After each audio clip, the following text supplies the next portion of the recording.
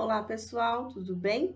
Nós estávamos tratando quanto aos bens e agora quanto à classificação dos bens. Então, eu disse a vocês, o Código Civil classificou os bens em 3 capítulos, falando primeiro deles dos bens considerados em si mesmos, segundo dos bens reciprocamente considerados e o terceiro para falar sobre os bens públicos.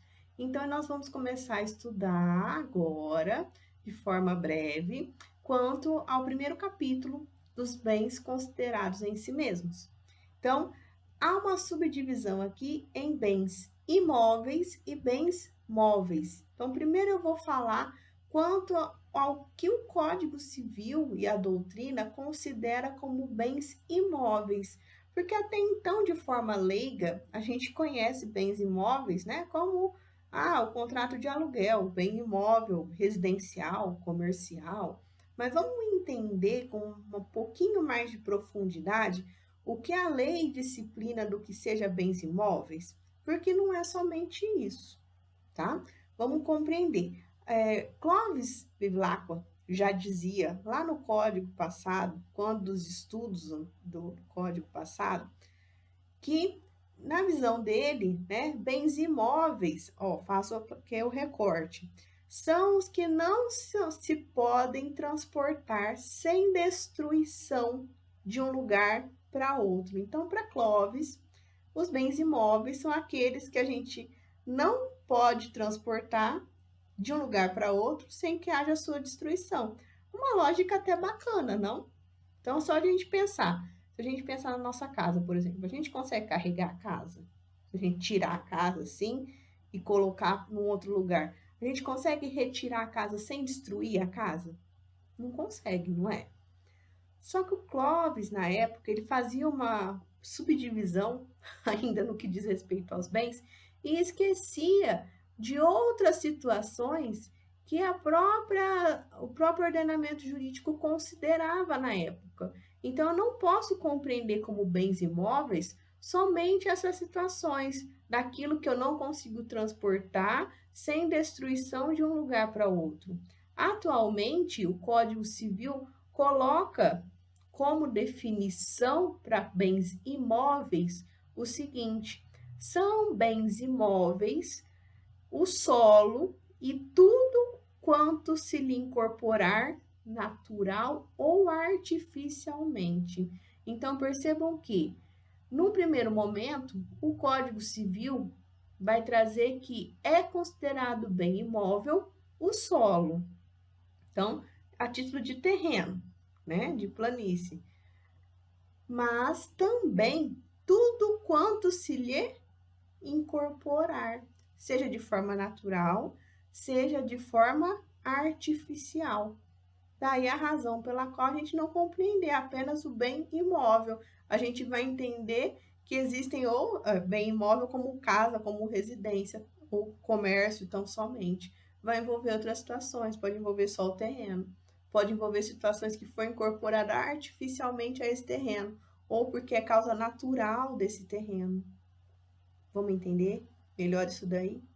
Então, há uma subdivisão nesse ponto quanto aos imóveis. Então, peço que vocês registrem aí que a primeira subdivisão do que diz respeito a imóveis são os chamados imóveis por natureza. Então, os imóveis por natureza, eles compreendem o solo com a sua superfície, mas também o subsolo e o espaço aéreo. Então, a gente vai entender, até porque a Constituição Federal garante, né, que a gente vai entender por imóvel toda essa região que circula o solo, a planície, né, a superfície, o subsolo e a parte aérea. Inclusive, estou aqui me lembrando das situações de drone, que a necessidade de solicitar autorização pelo ponto em que vai haver por onde eles vão sobrevoar, porque há um respeito à propriedade do outro, né, ao imóvel do outro.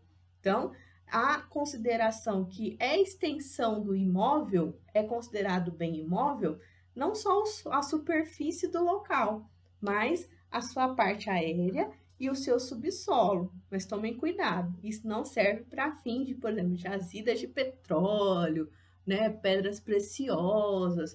Vai ter algumas exceções, algumas situações previstas lá na Constituição Federal, que não garante. Então, aqui a gente está englobando apenas o subsolo do local, tá bom? E a questão de profundidade são tratadas lá na Constituição Federal. Tudo bem? Peço que vocês façam a anotação e a leitura, se possível, dos artigos 1229 e 1230 do Código Civil, que vai dizer quanto a esses pontos, tá bom? Isso na primeira divisão. Anotaram? Item B. Imóvel por acessão natural. O que significa isso? É considerado imóvel, tá? As árvores e os frutos nestas árvores pendentes, bem como os acessórios e os adjacentes naturais. Então, vamos pensar a raiz, a ramificação, as pedras que se encontrem ali em volta, os cursos de água que ali estão circundando. Então, são imóveis por acessão natural, porque agregam aquele ponto, as superfícies. Então, as árvores e os frutos ali das árvores, tá? Então, é considerado ainda bem imóvel pela sua natureza, porque houve um acréscimo, lembram-se, incorporam-se naturalmente ao local. Tudo bem? Item C. Imóvel por acessão artificial ou industrial. Aqui a gente está falando das incorporações artificialmente, por força humana. O homem que incorporou isso ao solo. Então, por exemplo, se a gente lança sementes na plantação, essa plantação vai se tornar imóvel. Já não é mais uma árvore lá ali espalhada. A plantação toda, a partir do momento que eu joguei sementes para a plantação, ela se torna um bem imóvel, a plantação toda. O edifício em construção, professor, o edifício ainda não terminou, mas ele já é considerado um bem imóvel, tá? Ele está em construção. Tomem cuidado, eu não estou falando daquelas edificações provisórias que eu estou construindo, de repente eu desmonto e monto no outro lugar, né? Os containers que eu coloco num cantinho, depois eu mudo para outro cantinho. Aqui não, eu estou falando das construções em desenvolvimento, em construções, em edificação, tá? Que tem caráter de tornar-se definitiva. Então, não é nada provisório. Aqui vai ser considerado bem imóvel. Tranquilo? Certinho? Então, observação. O artigo 81 do Código Civil vai dizer que, apesar de não ser bem considerado, né, bem imóvel, vai ter característica de imóvel, tá? A gente vai tratá-lo como se imóvel fosse. Quais são? Vamos pensar. As edificações separadas do solo, mas que conservem a sua unidade quando removidas para outro local. Então, vamos lembrar daquelas casas lá dos Estados Unidos, que o pessoal consegue colocar eles num caminhão e leva a casa assim, e depois coloca num outro lugar. Então, conservem a sua unidade quando removidas para outro local. Essas situações, essas edificações que foram separadas do solo, mas que eu consigo manter ainda a sua unidade, também são consideradas bens imóveis, ainda que nesse período de transição, tá bom? Também vai ser considerado bem imóvel os materiais provisoriamente separados do prédio, para neles se reempregarem. Como assim, professora? Cuidado! Aqui eu estou dizendo do seguinte, vamos pensar. Fui fazer uma obra em casa. E para fazer a obra em casa, eu tive que desmanchar a parede. Desmanchei a parede, mas peguei os blocos, tijolo, coloquei no cantinho. Mas eu vou reutilizar aqueles mesmos blocos para reintegrar a casa. Nesse ponto que eu separei provisoriamente, ainda assim aquele tijolinho, aquele bloquinho, é considerado bem imóvel. Aquela janela, aquela porta, ainda é considerado bem imóvel. Só vai ser considerado bem móvel, que a gente vai ver já já, se eu comprei agora, né? Comprei agora e não integrava antes. Então, tome cuidado com as pegadinhas, as perguntas de concurso, de prova da OAB, elas são sacanas nesse ponto, tá? Se for material provisoriamente retirado com a ideia de reintegrar, é bem imóvel. Se for o bloquinho, o tijolo que eu comprei agora, que eu deixei ali para depois eu ir fazer a construção, ainda não é imóvel, tá bom? Tranquilo? Item D. Imóveis por determinação legal. Então, a própria lei vai dizer que aquele bem é bem imóvel. Como assim, professora? Geralmente é linkado com bens incorpóreos. Lembra que a gente está falando corpóreo, incorpóreo, ou incorpóreo no campo abstrato?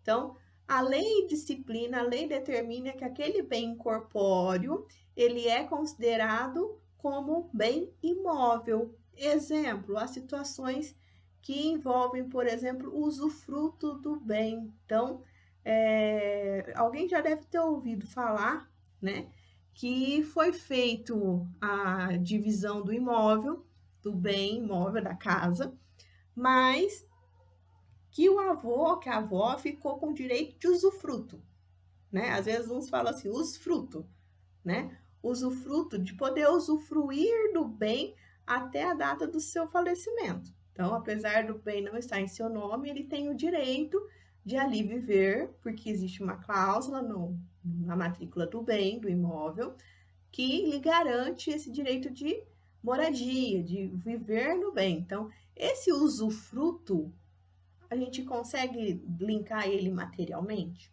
Não, ele está dentro do campo imaterial, incorpóreo. Mas ele é tratado como imóvel. É considerado como se o sujeito tivesse um bem imóvel. Não está no nome dele, mas ele tem usufruto. O mesmo se diga para situações de garantia. Vamos pensar penhor, hipoteca. Então, direitos reais, nós vamos estudar ainda, e que há necessidade de autorização, outorga uxória, daqui a pouco a gente vai falar, né? A autorização do cônjuge. Então, linkado a esses direitos em que há autorização, em que precisa de autorização, a gente vai considerar pela lei como bem imóvel. Então, a lei diz que será bem imóvel. Tranquilos? Tudo bem? E aí, encerramos esse ponto de bens imóveis. Agora, a gente vai começar a linkar quanto às situações de bens móveis. Então, vamos por eliminação? Se os bens imóveis, lá na visão do Clóvis, são as situações que eu consigo transportar sem perder a sua essência, né? Aqui que eu vou poder transportar, porque senão vai perder a sua essência, na verdade, né? Os bens móveis são aqueles em que eles vão poder ser removidos, a previsão está lá no artigo 82 do Código Civil, então eu posso remover, eu posso mudar ele de lugar, sem que haja alteração da sua substância ou da sua destinação econômico-social. Então percebam que a gente tem os seguintes elementos. Eu consigo remover, posso movimentá-lo, sem que haja alteração da sua substância, e volta aqui ao critério econômico e social de novo. Estão percebendo? Envolvido também? Então, a subdivisão? A subdivisão. Vamos lá. Item A. Móveis por natureza. 2 pontos. São os que a gente consegue transportar de um lugar para outro sem perder a sua substância. Então, eu consigo locomover um celular? Consigo. Eu consigo locomover um veículo? Consigo. Uma bicicleta? Consigo. É o caso, por exemplo, dos chamados semoventes. Quem são os semoventes? Né? São semoventes do cavalo, gado, né? Há uma discussão em torno dos animais domésticos, né? Os tribunais vêm resolvendo, inclusive para fins de são considerados sujeitos de direito, se não são, então, sendo dos próximos capítulos, mas para fins de Código Civil, os semoventes são considerados bens móveis, tá bom? E aí depois a gente tem a questão móveis propriamente ditos, que são aqueles que admitem a remoção por força alheia, sem danos. Como assim? É o caso das moedas, por exemplo, dos títulos da dívida pública, são por terem critério econômico, né? E a gente pode movimentar para lá e para cá sem uma força alheia propriamente, né? Com remoção de força alheia propriamente. E tem critério econômico, tá? Aí ficam umas perguntas. A gente já entendeu que os bens móveis é a maioria daquilo que a gente consegue ver, consegue pegar, que são bens materiais, são bens corpóreos, né? Pode envolver, e aí a minha pergunta é a seguinte: o gás de cozinha, gás embutido, né? Pode ser bem móvel ou é bem imóvel? Porque o gás em si, a gente não ia considerar ele bem, tipo, bem comum, né? O ar, a água, o oceano, o gás de cozinha. Aí você vai falar assim, né? Já tô até vendo você me falar. O gás de cozinha, professora, pode ser limitado. A partir do momento que a gente vai colocar ele no botijão, a gente tem valor econômico, a gente vende, inclusive gasta caro, né? Daí a razão pela qual ele é considerado bem móvel, é isso? Sim. Por natureza? Por natureza. Outra pergunta. E a energia elétrica? A corrente elétrica? Pergunta boa, né? Corrente elétrica. É bem móvel ou bem imóvel? Ou não é nada disso? Bem móvel.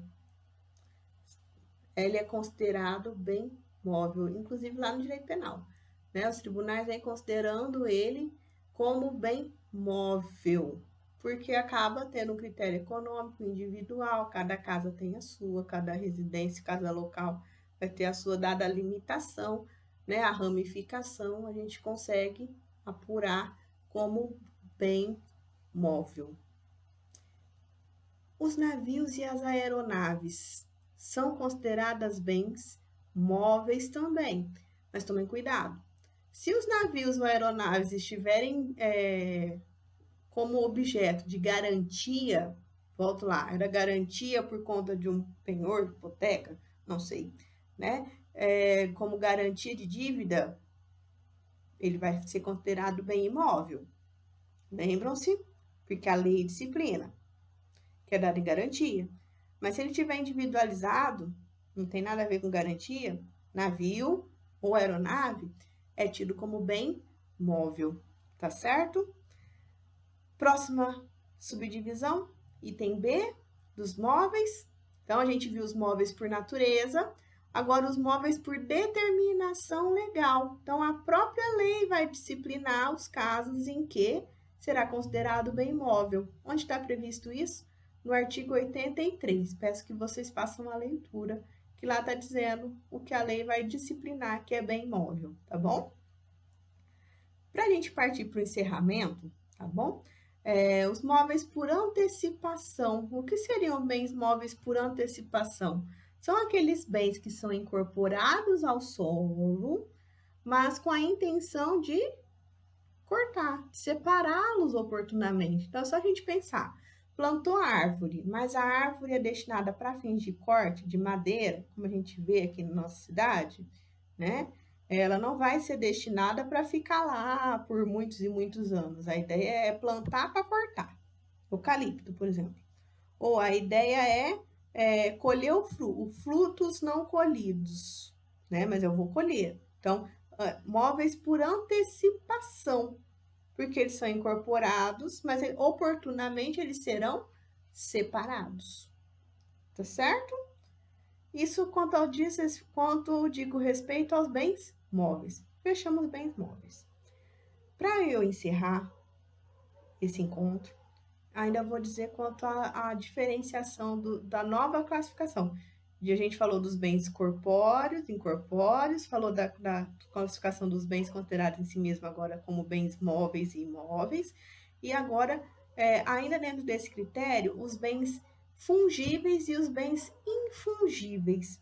Os bens fungíveis são aqueles bens móveis, tá? Que eu posso substituir por outro, da mesma espécie, quantidade e qualidade. É o que a gente vê com os alimentos em geral, com o dinheiro em geral. Eu posso trocar uma nota de 2 com uma outra nota de 2, não posso? Quantidade, qualidade, mesma espécie, né? Eu posso trocar um saco de arroz por outro saco de arroz. Não consigo trocar? Consigo trocar. Esses bens são chamados bens fungíveis, que são passíveis de troca e não perdem, né, as suas características, sua espécie, sua qualidade, quantidade, não há perda. E os infungíveis são aqueles que não podem ser substituídos. Então, é só a gente pensar, aquele quadro da Mona Lisa, do, né, Leonardo da Vinci, consigo ter outro dele? Não, eu vou ter né, uma cópia, alguma coisa, mas o original não dá para substituir, tá? Então, aquelas esculturas que a gente tem, né, de barroco, aquelas igrejas, né, vamos falar Notre Dame, foi destruída, né, com incêndio, a gente consegue substituir por outra da mesma espécie, quantidade e qualidade? Não, porque quem fez aquela obra, quem fez aquela escultura, quem fez aquele quadro era um pintor célebre, era uma escultura famosa, não dá para substituir. Então, quando eu não consigo substituir, porque só aquela pessoa que faz, só aquela situação que é possível naquela ocasião, aquele bem é chamado de bem infungível, que não é possível substituí-lo, não é possível trocá-lo. Tá? Depois a gente vai estudar dentro do procedimento, em processo civil, das obrigações, né, de fazer, não fazer, né? Existem uma obrigação infungível, de fazer infungível. Somente aquela pessoa pode fazer, porque só ela é capacitada para aquilo, não existe outra. Então, aquele pintor famoso, Pablo Picasso, é só o Pablo Picasso, não tem outro Pablo Picasso que vai pintar daquela forma, né, fazer aquela pintura daquela forma. Daí a razão pela qual a gente faz essa divisão entre bens fungíveis e infungíveis. Assim eu encerro nosso encontro de hoje. Ainda tem bastante coisa para a gente ver, mas a gente vai devagar, vai com calma, para a gente conseguir compreender. Peço que as dúvidas me mandem, deixo a atividade para vocês, depois vocês me enviem, tá bom? Saudade de vocês e até o nosso próximo encontro. Fiquem bem, fiquem em casa e não se esqueçam que estamos juntos sempre.